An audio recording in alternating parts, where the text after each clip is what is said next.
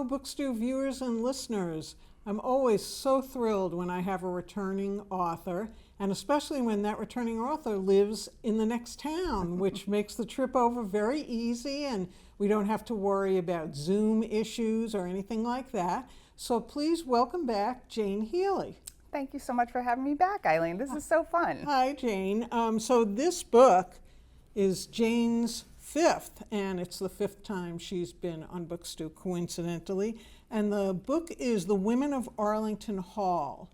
So Jane writes historical fiction, and in each of her previous books, she has, I think in her acknowledgments and her afterwards, she always says, so I read an article somewhere, or so I heard about this, and these ideas implant themselves in your head, and then you research the hell out of it, but you also add in fictional characters, and they're always a mix of fictional characters or fictional characters based on real characters and real characters. And this one is the first one that had J. Edgar Hoover in it. Yes, that's right. So do you want to tell us a little bit about the story? Yes, so this one, like you said, this one was inspired by an article from 2018 that I read in the Smithsonian Magazine. And it was by Liza Mundy, who is a brilliant nonfiction author. She's the author of Code Girls, which was about the code breakers in World War II, the female code breakers in World War II. But this particular article was about this group of women who were female code breakers in the early days of the Cold War. And they were a part of this group called the Venona Project. And the mission of the Venona Project was to crack the Soviets' unbreakable codes. The Soviets were sending many telegrams, messages back and forth between Moscow and the U.S. They were double encrypted, and the U.S. was just kind of compiling all of these because they could at the time during the war, compiling all these messages, filing them away, and they were when it was clear that the Soviets were not necessarily our friend towards the end of the war. They were like, we need to try to start to break into these messages and see what they're doing over here. And that's when the Venona Project, this group, also called the Russian section, started. And these women were really extraordinary. They were ahead of their time. They were trailblazers. They kind of chose the path less traveled in terms of career. And what this group accomplished in terms of breaking the Soviets' unbreakable code was really historic. It's considered one of the biggest accomplishments in cryptology in U.S. history. So there were all these women crypto analysts. Yeah. And that made me think of Hidden Figures, Yes. where, the women were called computers, actually. Yeah. Why did they recruit women in an era when women were secretaries, nurses, and teachers, and that was it? Well, I think some of them were, during World War II, when a lot of men were overseas fighting.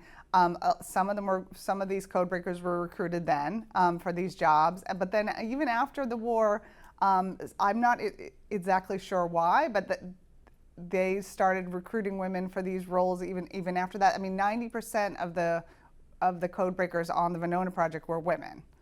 So, I mean, this makes me think of, women are supposedly good at detail work and small hand things, but the way you explain it in the book, the code was so hard to break, and it was only some lucky breaks that the government had from, like, someone finding a code book that was partially burnt, but they were able to decipher.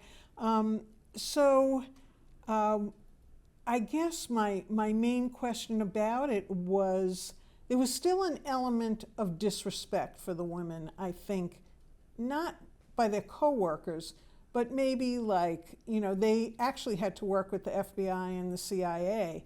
And I did not get the feeling that they were truly well respected for the work that they were doing.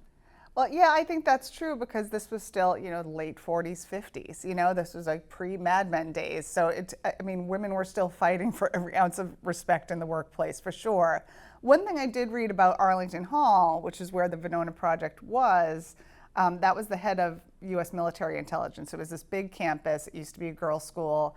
And that it was an interesting place because some of the women talked about how that campus they didn't feel like they were discriminated as much as outside of Arlington Hall. Like they earned the respect. Everyone was kind of on the same team. It was a little bit different environment. I think part of it is because code breakers, code breaking, as you said, it was incredibly difficult.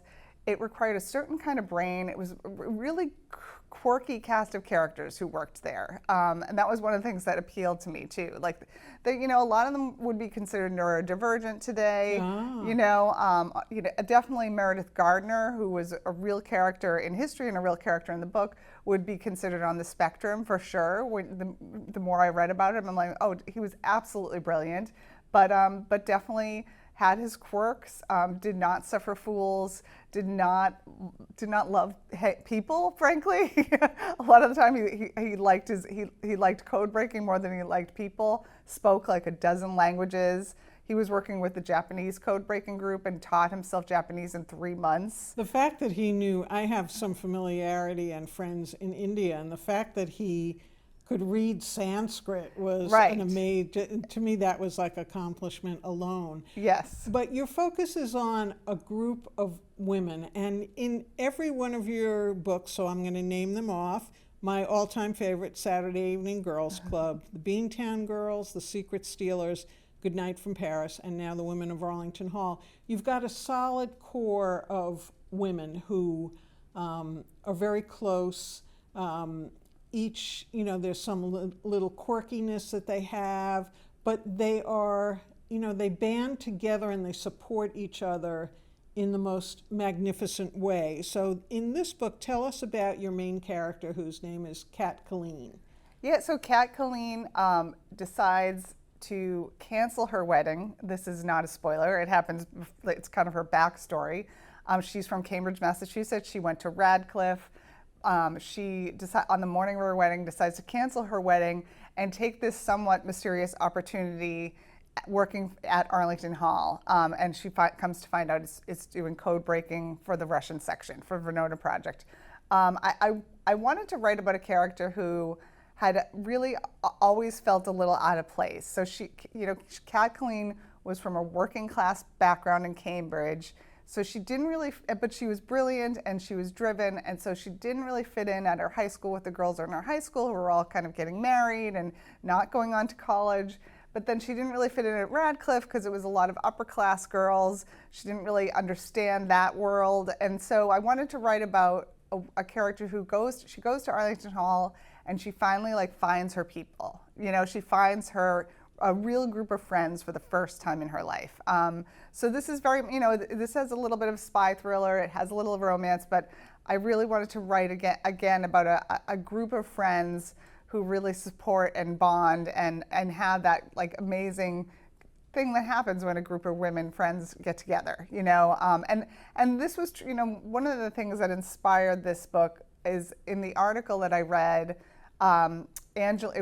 Liza Mundy interviewed one of the last living female codebreakers. She was 99 years old. Her name was Angeline Nani, and she talked about how these women worked so hard and often lived together too. There was dormitories down the street from Arlington Hall that they lived in, and they could not tell anyone what they did. They told their families they were secretaries, right.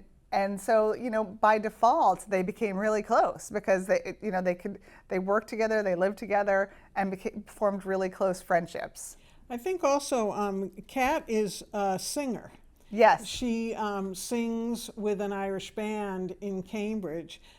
This is not the only book where you've had singers and music, right? Yeah. So how does that fit into the general scheme? Does that just pop up, or is it deliberate, or? This was deliberate because one of the things they found with what makes a good code breaker, often they had some sort of musical ability. The math and music thing. Math, music, almost like a photographic memory, a gift for pattern recognition, like an innate talent for recognizing patterns.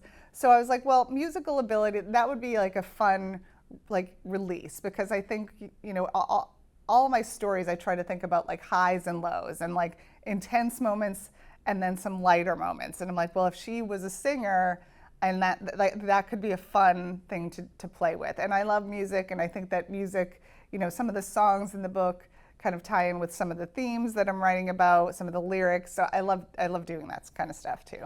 So that's the lighter side. The darker side is that you actually deal with Julius and Ethel Rosenberg's case in here, and a little bit of the unpleasantness that was J. Edgar Hoover.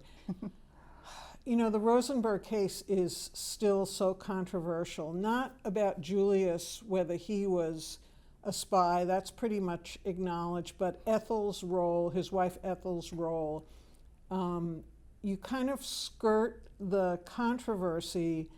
You seem to come down on the side of Ethel being certainly more innocent than Julius was. How did you have to consciously think about how to handle that? Because it is still pretty controversial. I did have to consciously think about it, but the interest and the team who was tracking down these Soviet spies in the U.S. also were really conflicted about it. And the interesting thing about the Venona Project is they had all this evidence against many of these spies in the U.S., but none of it could be used in court because it was top secret. So that was something they all struggled with. Like, these FBI could launch investigations and find corroborating evidence, but the evidence from the Venona Project could not be used in court because they didn't want to tip their hands and let the Soviets know that they had all this intelligence. So yeah, the Julius and Ethel Rosenberg topic was interesting. It was very clear reading, because the Venona Project, I have all the kind of messages that they translated and deciphered. It was very clear that Julius, they had him. Like, he was absolutely involved. Ethel probably knew that he was doing something, but was not involved. And she was a young mother. She left behind 2 children. Like, absolutely should not have been executed. I don't think either of them should have been executed, frankly. I think they were, they were a pawn at the time in terms of politics. But yeah, I think the team was kind of tormented about Ethel, even well after the era where I write about in the book. Meredith Gardner was tormented about what was happening with that case. So when you were looking at this book and project as a whole, did you know that you were going to delve into the Rosenberg case? I did, yeah, because I thought that was so interesting that they had, that was one of the atomic spy ring that Julius Rosenberg was very much involved in.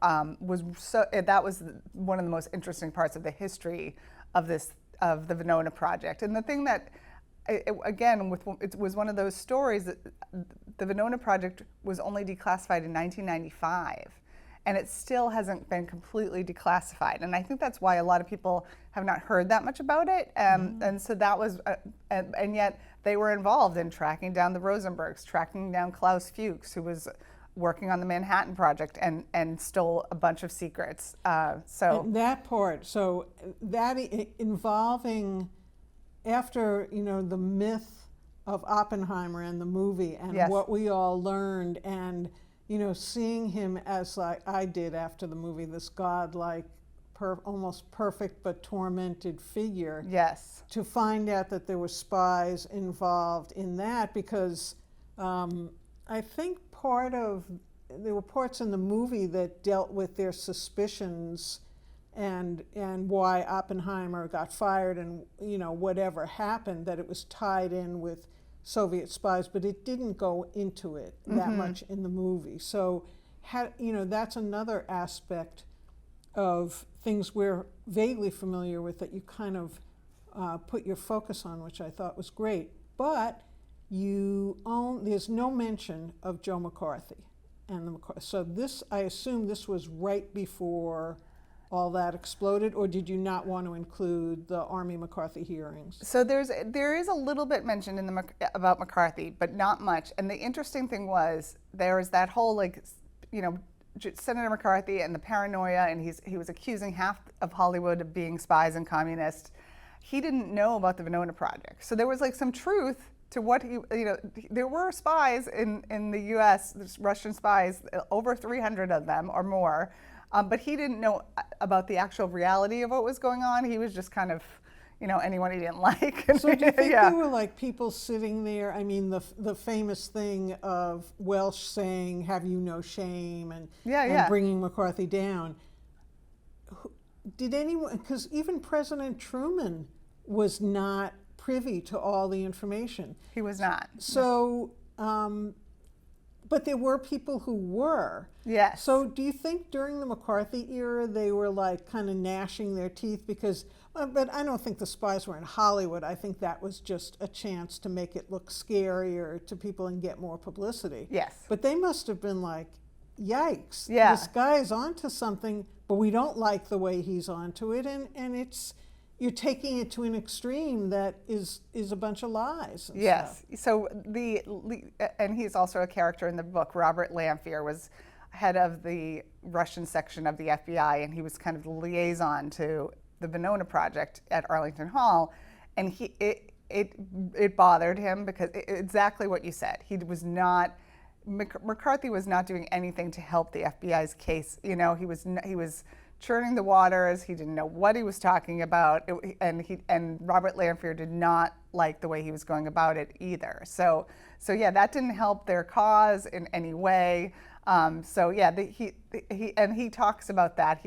There's a book I used as a resource called The FBI KGB War, which is written by Robert Lamphere and a ghostwriter, and he talks about how that whole Red Scare, McCarthyism drove him crazy. Yeah.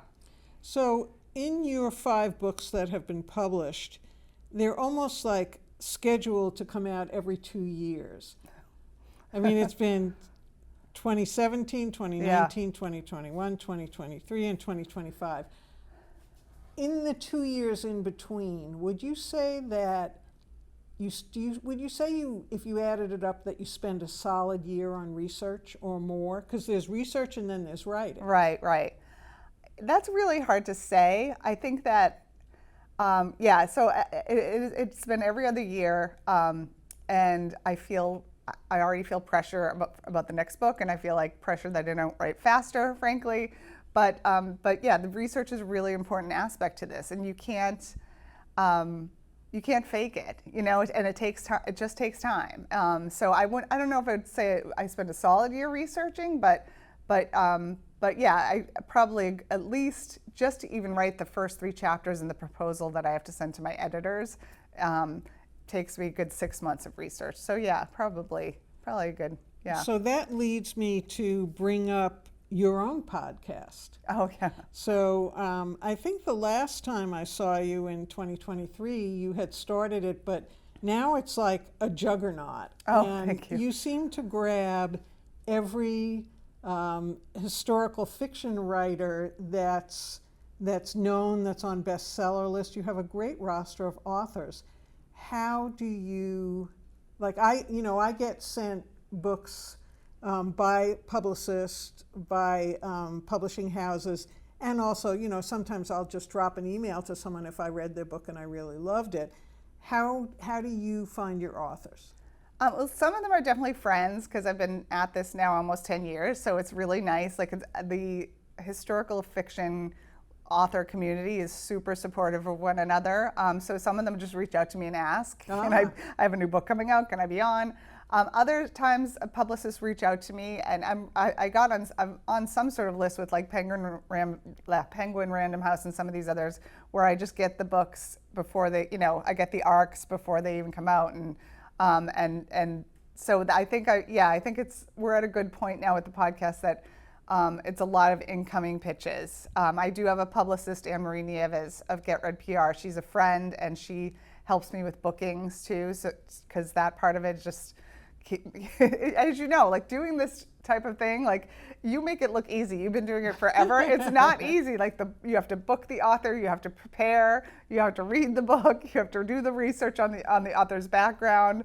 So I do have a little help with the bookings with Anne-Marie. She kind of helps me on the back end with production. So out of all the books you get, out of all the pitches I get, I would say I respond positively to maybe 4/5 of them. Some of them I know are just not in my lane. Like I don't do a lot of science fiction. I don't do horror. Yeah. have you? How often do you take a book, an ARC, an advanced reader copy that you've been sent, look at it and go, not for me? Pretty often. Like I get a lot of pitches now, and I can't respond. I asked my publicist, I'm like, what do I do? Because I feel bad not responding. And she's like, well, if you respond, then it's like this ongoing communication, and you're not going to be able to keep up with it. So you don't even respond? I can't even respond to them all anymore. Oh, I always send a... Because I probably get a few a day. Like, oh my God. Yeah, yeah. Oh, I get, I get maybe one a week, and it's very, and I think the people I work with a lot have at least come to know that I don't do horror, so they don't send me horror anymore. So that's one avenue eliminated. So without hurting other authors' feelings, who was the author you were most excited to have on your show? Or name a few if you can't just narrow it down. Yeah, gosh. Kristen Hanna, I'm like a huge fan. Oh my God. I'm a huge Kristen Hanna fan. And she could not have been more delightful and lovely and down to earth, and obviously so smart and so talented. So that was one I really loved. I've had her on twice now because I love her so much, and she's so inspiring. Elka Joshi. She wrote the Henna Otters trilogy. That was one of the ones that I picked out. Yeah, I loved those. I read 2 of them. They were really good. Yeah, I love the trilogy. Her new one, 6 Days in Bombay, is very good. One that I had on recently that I didn't know much about him, but it was just a delightful conversation, was Jack Ford. He used to be on 60 Minutes. He was a producer and also on air, and also on the Today Show on the weekends. And he wrote a World War II book called Beyond This Place of Wrath and Tears. And he was just a fascinating guy because he has this very broad background, and he also writes fiction on the side. And so that was a really fun, interesting conversation. Well, probably memorable too, because you probably talked to 8 women, 2 men out of 10. Right? Yeah. That not as many. Like I'm trying to like even out the balance of like, because I have so many women authors on, and I'm happy to have male authors on too. It's just that's how it's been working out. Well, but I think men read nonfiction and probably and write history, and that's generally how it works. So did his book have like fictional type characters in it like yours did?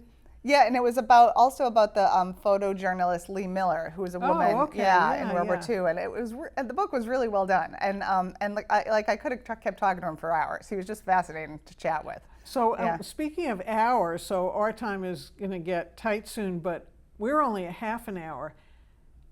Is it ever a stretch for you to get through an entire hour, or since it's called historic?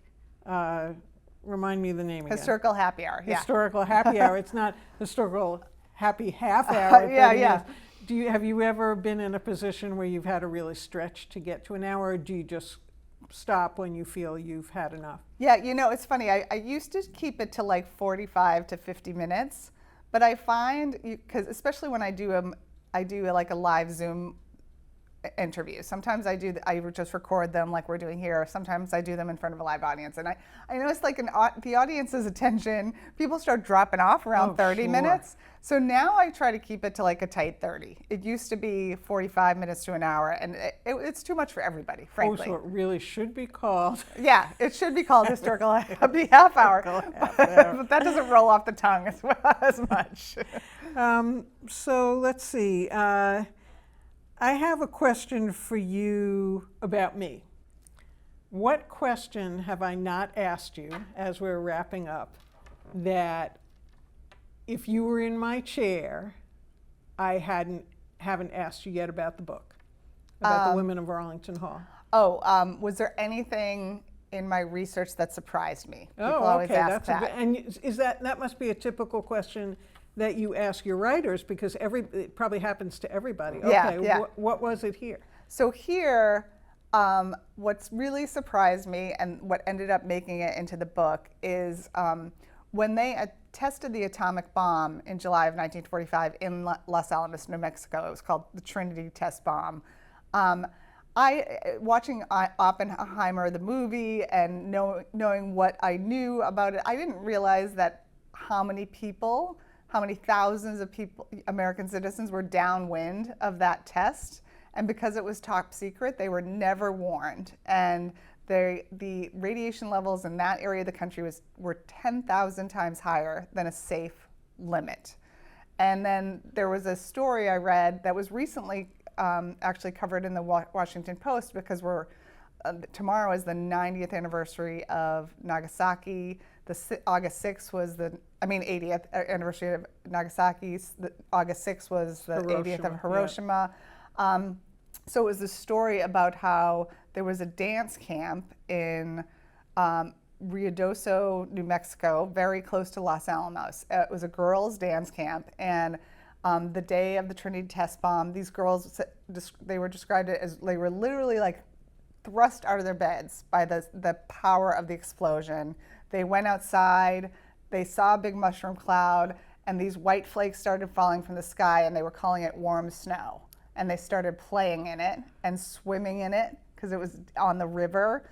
And most of those girls did not make it to their 40th birthday. And so that part, I wanted to show kind of the gray and moral ambiguity and why some scientists working on the Manhattan Project and the atomic bomb would be really haunted by that and might actually share secrets because they didn't feel like the United States or any power in the world should have a monopoly on the atomic bomb, or that it shouldn't be developed at exactly, all. Or that it should be developed at all. So that's interesting because in the movie Oppenheimer, you do get the sense that he is carrying the weight of the world on his shoulders. Yes, but I don't remember any mentions of people downwind at all, or any spoken concerns about them. So that really is a find. That was shocking. I didn't realize that. I think that when they figured out there was 80 villages and towns that were impacted, and it was over 250,000 people. And I was at Los Alamos when I visited Santa Fe, and I don't remember much about that either in the displays. So, okay, so now you're in the post-World War II era. Yes. I mean, if you look at how your books have progressed. So, hint on the next one. Are you staying in the era? Are you moving on? Do you know what's? I'm not going to ask you for specifics. Yeah, no, I'm really just circling some ideas right now. I think that. I think I definitely still need a break from World War II. I think after 3 World War II novels, I'm like, I'm good. And I feel like that kind of subgenre in historical fiction is pretty saturated. I would say, that and concentration camps. I just think there's something with that makes me crazy. Yeah, it's too much. So I think it will probably be. I'm thinking it's probably going to be kind of Cold War again, but I'm not there yet in terms of talking about it. Yeah. Well, I want to thank you for driving over, yes, which didn't take too long. Always. But I'm also going to bring up a quote that I thought was great, and I didn't have you do a reading because it was just too hard to pick out a specific section, and I didn't want to do spoilers. But this quote was towards the end of the book, and it was Kat's thought, and she said, "Happiness changes a person from inside out." And I thought that was such a true and lovely thought. So I'm going to put that in my memorable quotes column. And I want to thank you for coming on Book Stew. The book is available everywhere you launched. Did you launch on Hiroshima Day, or was it closed? No, August 1st. Oh, okay. Yeah. So the book is available everywhere. I'm sure it's on bestseller lists. Is there an audio of it yet? Yes, the Audible book is narrated by Gail Shalin. She's phenomenally talented audiobook actress, puppeteer. So I'm so excited for people to discover her because she's just amazing. So good. Okay, that's all good information. So thank you for joining me today. It's always a pleasure. I'll see you in 2 years, I hope. I hope so too. Thank you for all your support. You're amazing, Eileen. Thank you. Thank you. So Book Stew viewers and listeners, even though historical fiction seems to be primarily the bailiwick of women, I promise you men would like this too, especially the spy stuff. So thanks for watching and have a good night.